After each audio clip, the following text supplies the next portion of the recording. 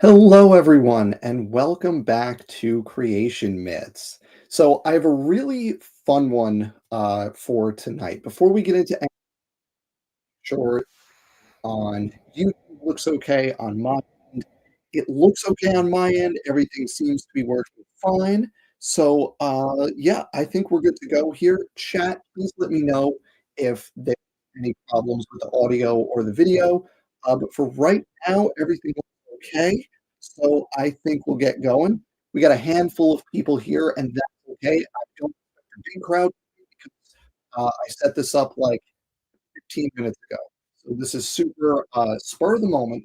But the backstory here is that friend of the channel, standing for truth, put out what he claims is a refutation of the evolutionist arguments regarding the timing for the mitochondrial most recent common ancestor, mitochondrial Eve. And this article that he put out is specifically aimed at me, basically. He references me a number of times, saying, like, Dr. Dan Stern Cardinal has said, blah, blah, blah, blah, blah. And here's the refutation.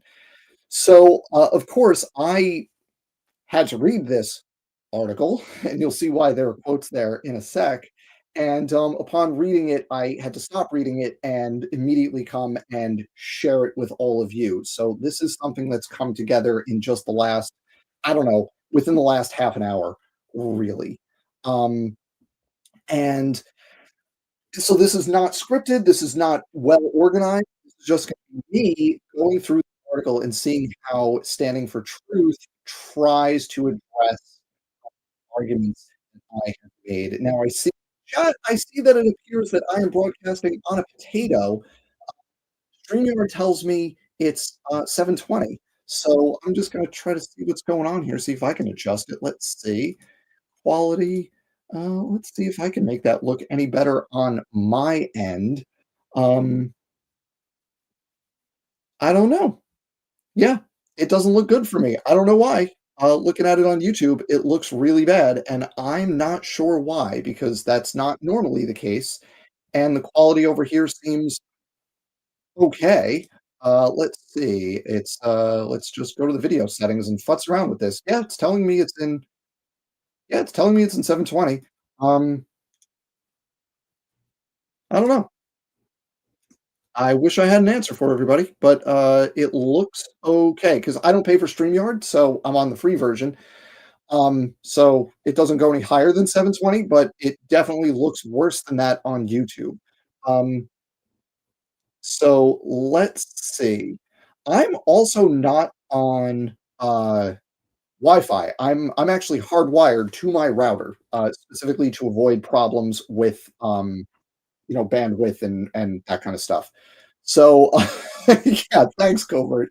Thanks a lot. I appreciate that. 144p. Um, okay, so what I'm gonna do is we're just gonna like hang out for a minute because we're not in a hurry. We're just whatever. We're just gonna hang out. Um, so it's fine. And if the quality gets better, great. What I have noticed is that sometimes the when it's live, it's not good, and then the next day, it's what it should be. So maybe it's something like that. I apologize to everybody who has to deal with a very fuzzy me right now. Um, but we're just going to go for it. And you know what? That's fine because this is live TV and you just roll with it. Um, eh, it's not the end of the world. So, like I was saying, Standing for Truth put out this article claiming to address all the arguments against the young Earth creationist case for a recent mitochondrial Eve, which is to say the mitochondrial most recent common ancestor within the last 10,000 years or so. And naturally, because this is kind of my thing, I started reading this article and it was so bad I had to immediately stop and set this up so I could go through it with everybody live. So I've actually not read most of this article, where I'm going to experience it as we all experience it together. Because the part that I saw was really, really bad. So I'm gonna pull this article up and we'll look through it. Um, and I have a bunch of comments. just for the part that I've seen. So here is the article in question. So this is Standing for Truth doing his new research thing. He calls it Truth and Research. And the first thing that I need to point out here is that this logo sucks. And I know I'm being petty, but this is some real graphic design is my passion stuff going on right here. Like, I know he's got the SFT shield thing that he bases on the Superman thing, but this with the lowercase I, the capital T, the capital R, the broken up line here to separate the T from the R, this looks awful. And Standing for Truth, you should fix it because it looks really, really bad. I'm just being petty about the logo, but like this logo sucks, and I'm gonna ding you on that right off the bat. So, uh, no, rational mind, that's a great question. He did not put the PLOS Biology logo on top, so at least we're not at that level. But you do probably see the research article subheading right there. We'll get to it. We'll get there in a second. So, second thing I want to point out before we go into any of this, well, actually, let me just take a second. I've got people saying the article looks great, so it's just my video that's terrible. So I'll futz around with my video settings, but my guess is that if you were to watch this tomorrow, it would look fine. It's probably just StreamYard being terrible. And I should think about either paying for it or switching to a different service for that. So the second thing I want to point out that some of you may have already noticed right here with the emoji right there at the bottom is that this entire article was written with AI. Like it wasn't just a summary at the top or the bottom.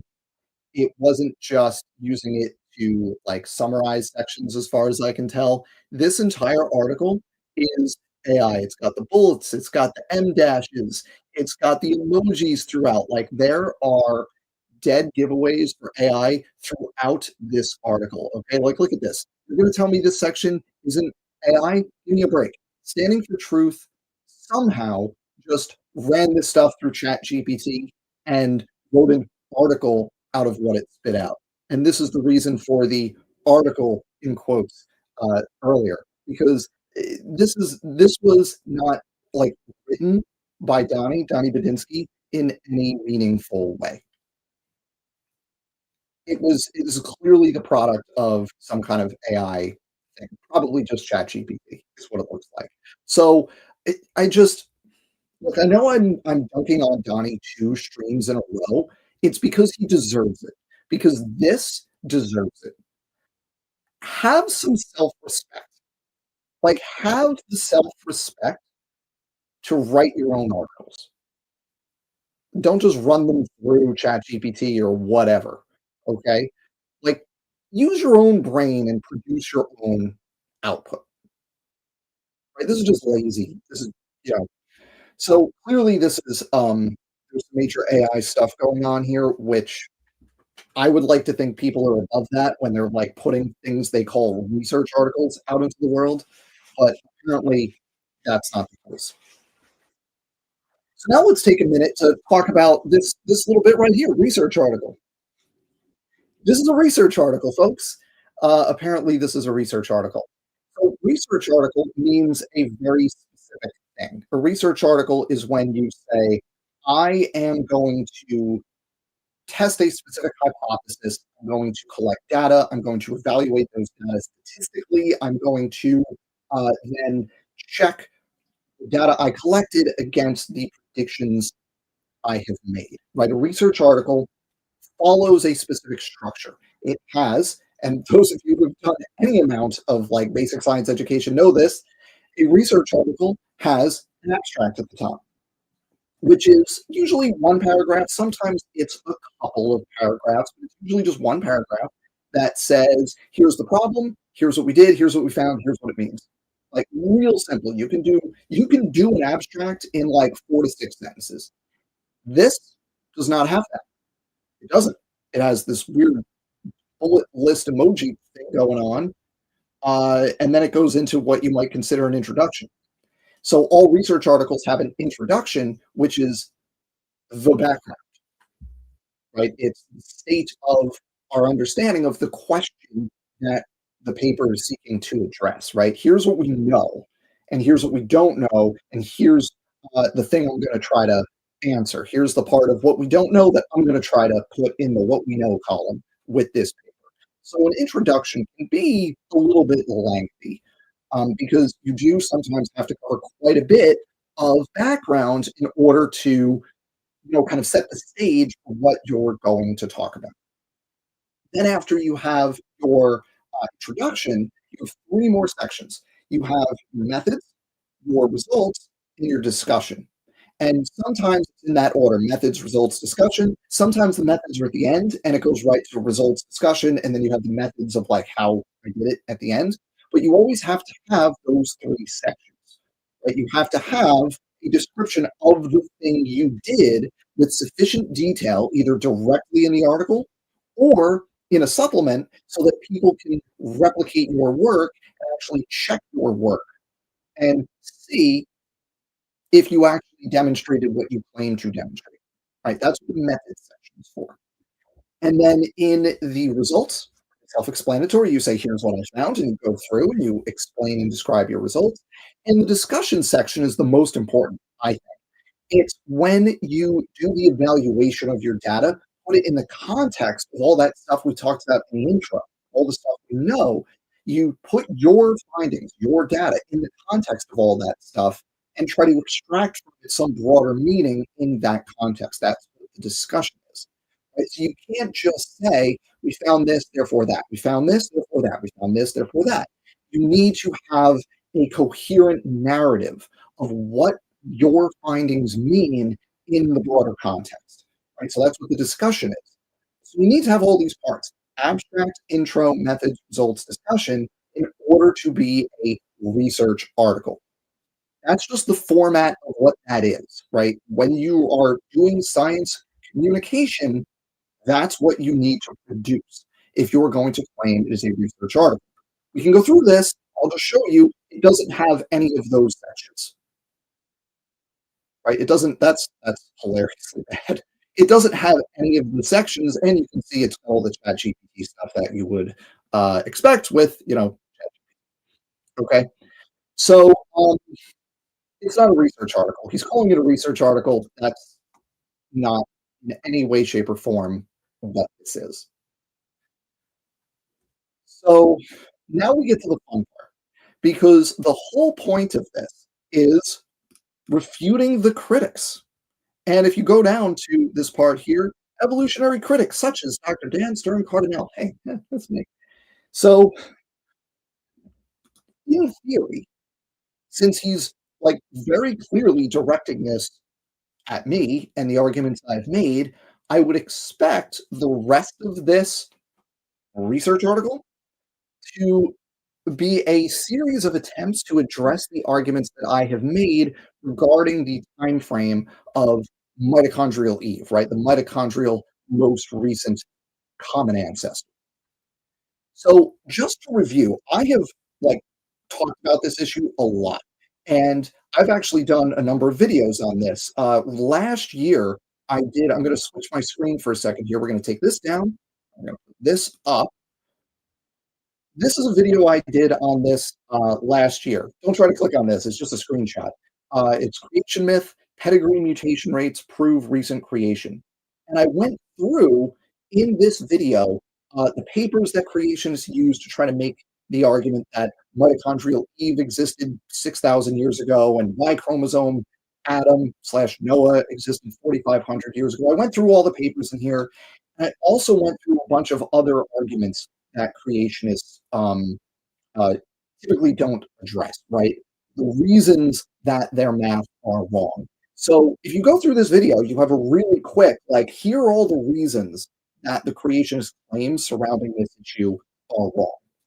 So just very briefly, what the creationists say is if you look at all the mitochondrial diversity today and you work backwards in time, given documented mutation rates from single generation pedigrees, you arrive at approximately 6,000 years in the past. That's how long it would take for that level of divergence to accumulate. There's a whole bunch of reasons that's wrong. And if Standing for Truth is going to address those arguments, here is a brief rundown of the arguments he has to address. So the question that we want to answer here is, does he actually address any of these arguments? Right? That's the thing we want to hone in on here. So here are the arguments. First, he needs to address the fact that when you look at multi-generational pedigrees, the same kind of directly observed data that creationists love, when you look at those kinds of pedigrees instead of a one generation pedigree, you end up with rates of mutation accumulation that are consistent with the evolutionary timeline, which is to say it puts the mitochondrial most recent common ancestor somewhere in the range of 60,000 to 200,000 years in the past, right? So that's going to be things like Tristan da Cunha, which is an island in the Atlantic Ocean that was settled in the early 1800s. Similar deal for the Norfolk Islands. You know, when those were settled, we can directly look at the mutation accumulation since then. We can even look at the matrilinear lineage for Richard III in a paper fittingly authored by the first author's name is King, so it's King et al. Uh, Looking to identify the remains of Richard III, directly observed, directly documented lineage to two individuals in the present. Creationists need to be able to address those studies if they're going to make their case. We can also use known migration events, and Tristan da Cunha is another example of this, but my personal favorite example is the Canary Islands, where we know the sister population in North Africa, we know when they were settled historically, and we can just look at the mutation accumulation in those two lineages and directly calculate the rate with that pin specifically at a known point in the past, right? So you have to address migration events where we know the specific timing of those events. You also, as a creationist, need to address the problem of somatic mutations. So when you do a single generation pedigree and you just look at the variation between, say, a mother and their offspring, you're not just catching the variants that occurred in the germline of the mom, which are the mutations that are heritable, you're also catching somatic variation in the other two in each individual, which is going to artificially increase your rate. This is a specific problem with the 2015 paper by Ding et al. That Dr. Nathaniel Jeanson from Answers in Genesis leans on. When it was David Neff actually specifically reached out to Ding and said, "Did you account for somatic mutations?" The answer was no, right? But creationists use those data anyway, despite them being completely inappropriate to the question. So Standing for Truth needs to address that. Right? He also, of course, the big thing is he needs to address purifying selection, which is, I think, really well illustrated. That problem for creations is really well illustrated in a 2009 paper. Suarez, I think is how you say the author. I'm not really sure. All 2009, correcting for purifying selection. And I forget the exact title, but it's correcting for purifying selection in mitochondrial DNA. And in addition to that, not just taking out the specific mutations that are harmful, but you also have a phenomenon called background selection because the mitochondrial DNA is haploid. So if you have a, which is to say non-recombining, so if you have a harmful mutation and that individual doesn't reproduce, then all the other variants that are present, all the other mutations that are present with that harmful allele also fail to transmit. Right? They don't reproduce either, which reduces the fixation rate of neutral variants that are linked to the harmful variants. That's called background selection, and creationists need to deal with that. And then the final thing I'll just mention is that many of the studies that creationists lean on, like the famous one from 1998, the Parsons 1998 study, was only looking at a small region of the mitochondrial DNA called the control region, which is hypervariable. It has a well-documented higher mutation accumulation rate than the rest of the mitochondrial DNA because the rest of the mitochondrial DNA is very gene dense and therefore subject to very strong purifying selection. Creationists just pretend that's not the case. and they look at the studies that look at the small, very fast, um, mutation substituting region is the way you said it, and extrapolate that rate to the whole. So those are the things that I expect Donnie to have to address if he's going to address it. And those are the things I mentioned in this video. So now let's go back to Donnie's research article. And what we're going to do is we're going to see if he actually addresses any of these things. And I want to be clear here, folks. I have not read this article word for word, but I have a list of terms, and we're going to control F and see if any of the stuff that I just mentioned is brought up in this article. And folks in the chat, feel free to make your own predictions as to which of these things Donnie will attempt to address and which of them he won't. So, how long we stay on air here is based on how much of this stuff I can find in this article because it's 21 pages long. I'm not going to sit here and read 21 pages, but I'm going to control F for all the things I just mentioned. And we're going to see if Donnie has made any attempt to address any of these arguments. I bet there's a few of them in there, but I bet he didn't try to tackle all of them. So let's see. And folks, as I'm going through this, if you have additional terms you want to suggest that I can control F, because maybe I'm missing something, then by all means suggest it to make sure we don't miss anything here. Because the last thing we want to do here is be unfair to the AI model, to the AI program that's standing for truth used to write this article. We don't want to shortchange the artificial intelligence. We want to make sure we're being very fair to the arguments and not missing any of them. So I think that gets us to where we can go through this. Oh, this is great. I do want to just point this out from Dr. Joel Duff, friend of the channel. Joel, happy to have you here. Oh my, this is hilarious. I just recorded a This Week in Creationism in which I talk about Donnie using AI to write articles compared to the old ones. Yeah, he's been putting out a lot of AI. Like he's put out a bunch of articles just in the last week or two, and they're all AI. It's really bad. And the rate of output is definitely higher, and it's because he's just outsourcing it to AI. It's embarrassing, honestly. Joel, I'm looking forward to your This Week in Creations. And folks here, if anybody is not subscribed to Dr. Joel Duff, you need to do that right now. Click on his name and go subscribe to Dr. Joel Duff. I love his work, and especially This Week in Creationism for keeping an eye on all the happenings that are going on in mostly young Earth creationism uh, at any given time. So let's do it, folks. We are going to control F and try to find the arguments and see if Donnie has made any attempt to address any of them. Let's see here. So first thing we're going to search for is, like I mentioned, multi-generation pedigree. So I'm going to do, we're going to do multi. Let's see. We got multiple levels, founder effects, multiple. No, that's not it. And that's it. That's it. It's those two things. There's, okay, let's try generation. Per generation, yeah, pedigree studies consistently show blah, blah, blah. Okay, but that's not it. As per generation, for any generate, that's a quote, every generation, per generation, per generation, per generation. We're looking for multi-generation here. That's the argument, is you use multi-generation pedigrees. So let's see. No, let's talk about fixation. Oh, hang on, let's see, is this it? Generation times. No, he's just talking about how you do the calculations here. Nope. Okay.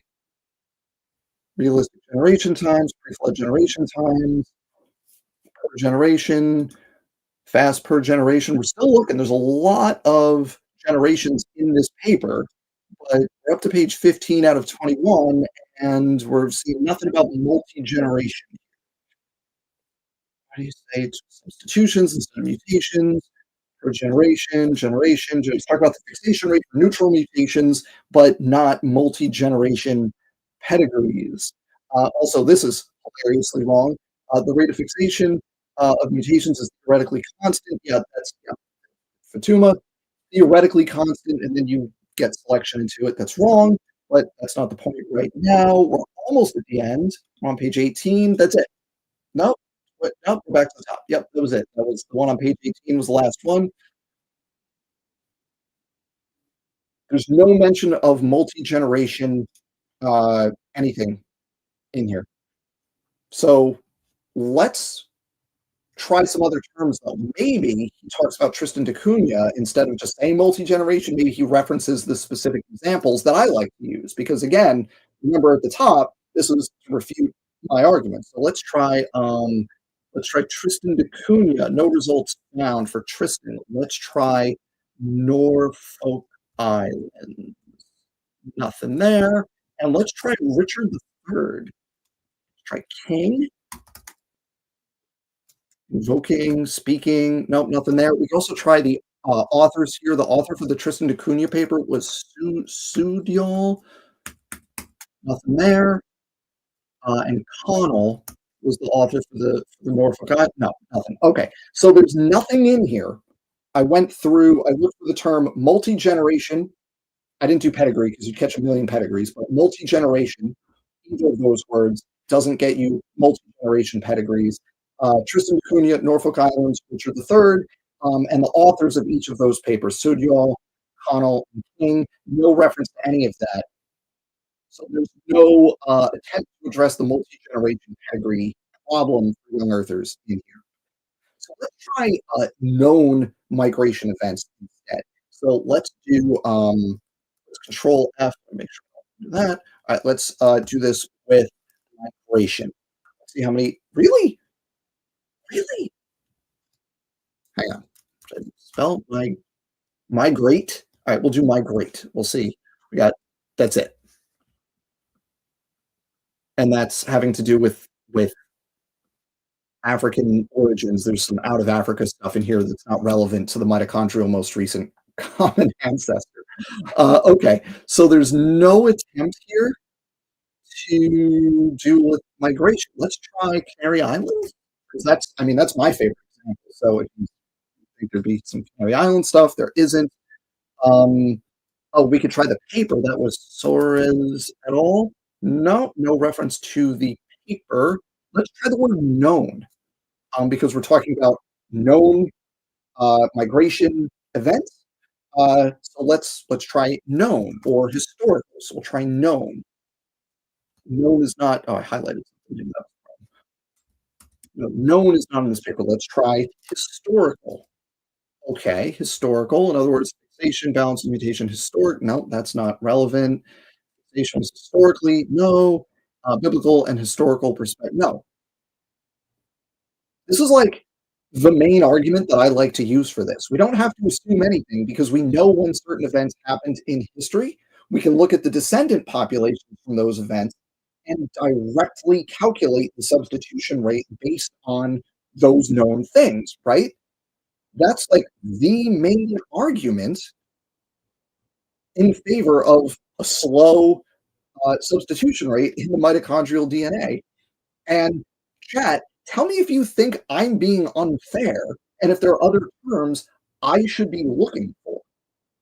I don't think there's any attempt to address the known migration event argument here. Okay, so let's try. So that face planted. So the next thing we need to look for is somatic mutations. So again, these are mutations that are occurring outside the germline. They're occurring in other cells in the body, and you can document those, but they're never going to be transmitted to the next generation. Right, so let's see if we can find anything in here addressing that problem, because many of the studies, including the I think Parsons 98, and also Ding 2015, has a problem with somatic mutations, and Ding, the author of the 2015 paper, has again specifically acknowledged that they did not remove the somatic mutations from their calculations. So let's look for that. Nothing. Nothing.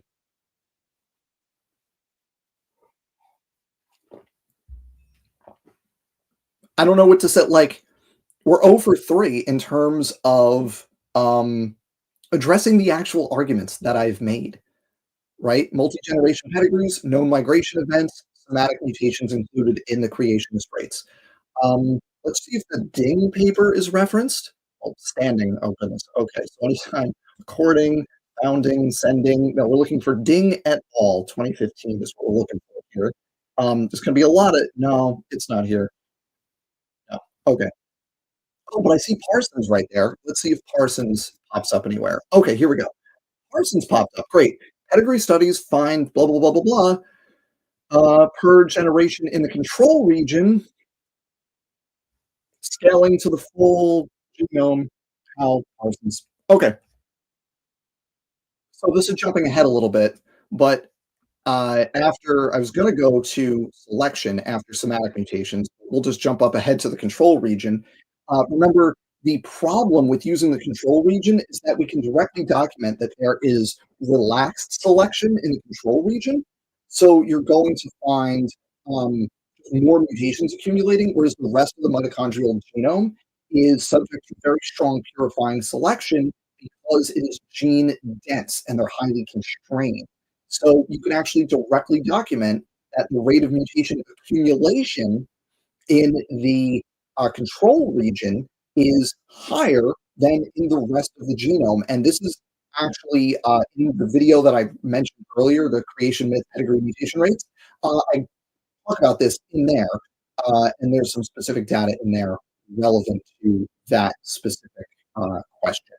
So that's not great. And then I think the last one here is just the reference that I saw a minute ago. Yeah, the high observed mutation rate in the DNA control region. Again, he's making the argument without any attempt to address the critique, right? The argument that creationists make is the control region exhibits fast mutation rates, therefore the mitochondrial substitution rate is fast. The counter argument to that is directly documented substitution rate in the rest of the genome is slower. The rest mitochondrial genome is slower because it's more highly constrained. You can't extrapolate. And he's saying, standing for truth is saying, look, it's fast because you can extrapolate from the control region. Look, it's right here saying in the control region, scaling to the full genome. So he's extrapolating from the control, which is the exact problem that I've pointed out. Just making the argument is not addressing the critique. You're just making the argument again. For anyone who doesn't know what this is, the science friends, if you know who we are, the science friends coined a term for this. This is the Johnny Giels fallacy, which is where you have a creationist making an argument, and then you have a bunch of counter arguments to that. Argument A, here's why A is wrong. And oftentimes the creationists will acknowledge them and be like, oh, yeah, that's a good argument. I'm going to address that. That's a good argument. I'm going to address that. And then their response is, but have you considered A? And that's exactly what we see here. My argument concerning like this paper and several others is you can't extrapolate from the control region to the whole genome. And the response is apparently you can extrapolate from the control region to the whole genome. That's not an argument. That's just saying the same thing again. I already dealt with that. What do you want me to do here? All right. So we looked at somatic mutations, and did I search for Ding? Let me just make sure. Let me cover all my bases and search for Ding. Well, we did. We went through and found all of the according to this and standing for truth that, but we didn't find any reference to that paper. Okay. So the last thing on my list here is purifying selection, right? And the problem with purifying selection is that one, when harmful mutations occur, those individuals either have fewer offspring than average, or no offspring, or they die. Oftentimes, creationists just say either they die or they don't, right? They just do hard selection, but that's not always the case. You can also have soft selection where they just have fewer or no offspring, right? In either case, that type of selection reduces the fixation rate, right? So purifying selection acting on harmful mutations reduces the fixation rate. Now, every creationist will acknowledge that there are harmful mutations in the mitochondrial DNA. I'm sure Standing for Truth would acknowledge this. I know directly that Dr. Rob Carter from Creation Ministries International acknowledges this.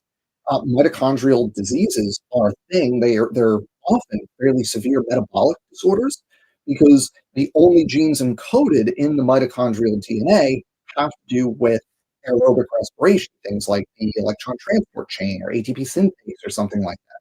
So we know there can be very strong purifying selection against mutations in those genes. But on top of that, you also have to consider the phenomenon of background selection, where if you have a harmful mutation in the mitochondrial DNA, you also have to consider the reduction in fixation rate of all of the linked neutral variation that exists in that same mitochondrial genome. Because the mitochondrial DNA is non-recombining. So you can't separate the bad from the neutral. So if you reduce the frequency of the bad thing, you also reduce the frequency of all the stuff that's linked to it. If you eliminate the bad thing, either through failure to reproduce or through mortality, then you eliminate that lineage for all the other stuff, all the other mutations that are present with it. That reduces the fixation rate of all that other stuff. So you have to deal with this thing called background selection. So let's see if if that's present here. Let's see if we can find that in here. Again, we've already gone through multi-generation pedigrees, known migration events with documented dates, somatic mutations, control region extrapolation. The last thing we have to look for is purifying selection. Like that's the big argument that he hasn't talked about yet. So let's try. Here we go. Let's first look for the paper. I already did this, but I'm going to look again. Sora's, yeah, no, it's not there. Let's try correcting because that's in the title. No, it's not there. Okay, so now let's do purifying. Purifying, you're not going to talk about that. Let's try selection. Let's see if there's one selection removed. So this is in the critic's argument. Okay, not relevant. Neutral versus nearly neutral. This is like some out there is root. Yep. It's like some Sanford stuff too. It's nearly neutral and genetic entropy. Yeah, there's John Sanford right there. This is not relevant to what we are talking about. So let's keep going. This is like the sweep. That's not relevant because now we're talking about out of Africa, which is not the point here. And then we have more selective sweep stuff, and that's it. That's really funny because he actually stated the argument, right? The critic's argument is selection. But then the only thing he says here is selection can't operate, right? Because you have neutral and nearly neutral variation that selection can't see. Um, but that's not addressing the argument, right? We know that there's neutral variation. The problem is that there's also non-neutral variation that selection can operate on, and we have direct evidence, direct observational documented in the DNA sequence evidence that selection operates on this. And we know that there are mitochondrial disorders. Obviously, that has an effect on fitness, on reproductive output, right? If you have a severe mitochondrial disorder that will affect your ability to reproduce, you need to address that. You can't just say, even when accounting for selection, fixation, equilibrium, blah, blah, blah, blah, blah. No, you need to actually like show that that's the case or provide a counter argument. This is not that. Um, that's the closest we've gotten to an attempt to address one of these arguments, and that's not good. That's not good at all. So, folks, does anybody have any other terms I can search for in here? Uh, we've seen a bunch of this. We can go try to go through it. But like I went through my list of terms to try to did I search background selection? Let's try background selection. Background. Let's see. No, no background selection.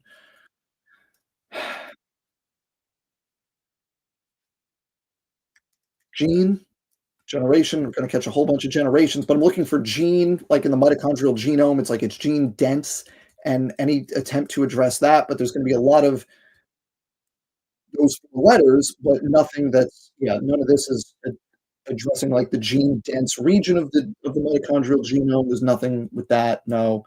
Okay. Okay. Yeah.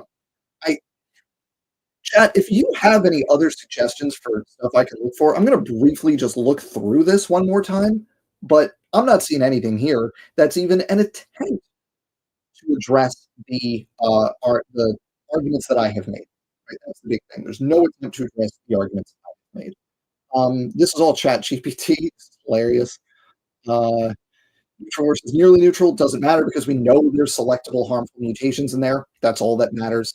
Doesn't matter if it's near, there are neutral and nearly neutral mutations. Doesn't matter. I don't care about drift because drift doesn't isn't relevant to this math. Um, doom. I don't care about having a flood model. This is what this is about because you're supposed to be addressing the evolutionist arguments. Let's see. African lineage. Now we're talking about out of Africa here. Since Africa has the most mitochondrial DNA diversity, it must be the cradle of humanity. It's not just that, but having more diversity is the point. This is totally off topic for this. This is not relevant. I don't know why this is here. Um, the epicenter of diversity will appear near the original dispersal point. That's typically true. A biblical dispersal from Babel naturally predicts high diversity near the Middle East/Africa intersection. Okay, and that's not what we see. That's a failed creationist prediction. Also, we're totally off topic. This is irrelevant, but that is a failed creationist prediction. Okay. Higher mutation rates. Pedigree studies suggest variation mutation rates. Faster rates in African haplotypes would inflate diversity without requiring deeper time. This is a Jensen thing. One, you need to actually document that. You can't just propose faster rates in Africa.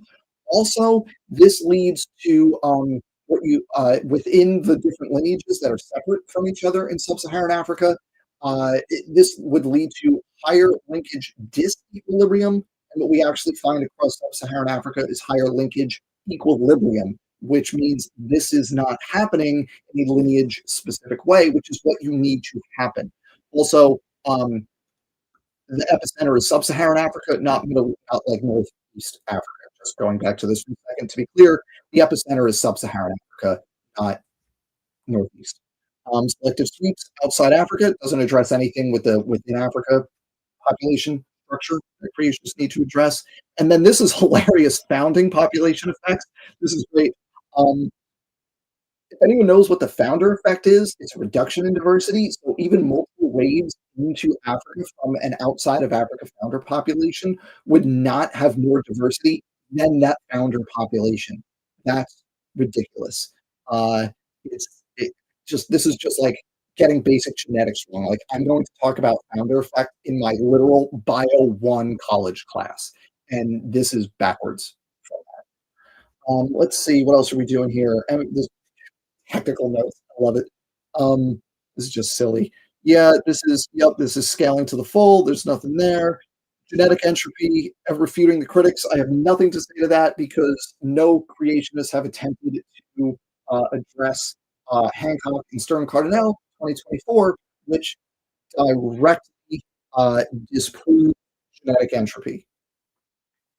This figure is hilarious. I don't see anything there. We're still in the quick responses. You know, nothing. There's nothing here that's relevant.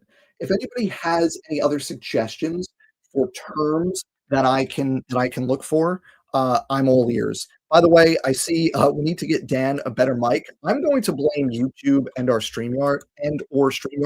I recently got a new mic, and it's really nice when I do recordings, but I think it's an internet.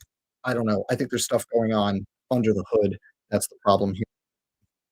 The mic is really nice. Sorry, it doesn't sound good. Let's see. I really don't think there's anything else I can say here. I mean, now we're into like biblical and historical perspective. I don't care. I don't care. Refute me. Like refute the arguments I've made. So I think yeah, now we're into the appendix, and yeah, I think we're done. I let's what are the takeaways here? So first, the big takeaway is that this article is written with AI. This is ChatGPT straight up. We've got the emojis, we've got the M dashes, we've got the bulleted lists, just the way it's phrased. Um, this is clearly the product of AI. This is not something that Donnie like wrote and even had like some AI, editing, cleaning up kind of stuff. This is clearly primarily the product of AI, which is lazy and just have some respect. Have some respect for yourself. have some respect for your audience, okay? Like, that's all I have to say about that. Um, Second, there's no attempt to address any of the arguments I've made. I think I've given it a fair go here of making an attempt at finding the arguments that I have made in this research article, and seeing if they've been addressed. And I think I've cast a wide enough net to say that no, there's no real attempt in here to address the arguments I've made. And that brings us to what I think is the third and final major takeaway here, which is that this article is one big, or maybe you would say a series of Donnie Deal's fallacies. Here's an argument. Here are the refutations of that argument. Oh, I agree. Those are good arguments, but have you considered the original argument? That's not a refutation, that's just repeating yourself, and that's really what this article is. Part of that is because I think Donnie doesn't know what he's talking about, frankly, and he just, basically, what he's doing when he claims to be doing scientific communication is actually preaching. So there is kind of a liturgy that he goes through where he uses all the same words and he uses the same references, and it's very repetitious, and it allows his audience to kind of memorize these digestible sound bites. But also because he outsourced his thinking to this to the extent he's doing any original thinking with any of this stuff, he totally outsourced it with this one. This is just ChatGPT. This is just lazy. Uh, so, like I said at the top, folks, I saw this earlier this evening. I started reading it and said, no, no, no, we need to do this with everybody. So that's where we're going to leave it tonight. This is, uh, God, this is, I'm just laughing looking at the words research article as I wrap this up. This is Donnie's attempt at a research article refuting the critics, me, on creationist attempts to form the mitochondrial most recent common ancestor into the unearthed timeline. There's no attempt to address any actual arguments here. It's all the usual stuff that's been refuted over and over again. Plus, it goes off topic into things like out of Africa, which is silly. Which it just shows that Donnie isn't even really editing the output from the chat sheet. So that's where we're going to leave this one, folks. Thank you all for being here on such short notice. I literally created the stream less than 10 minutes before we started, I think. So thank you all for coming in and hanging out and contributing in the chat with me. Sorry for any tech issues, but I bet this looks better tomorrow. I think it's just some weird stuff going on with either StreamYard or YouTube, and I'll try to troubleshoot that between now and the next live show. But please remember to hit the like button before you leave. If you're feeling generous, leave a comment, share this video, send it to Standing for Truth, ask him if he could try to actually address the arguments next time instead of just having ChatGPT repeat the same stuff that Standing for Truth always says. Thanks, everybody. I hope this was fun. I will see you all next time. Stay healthy and don't get fooled. Have a great night.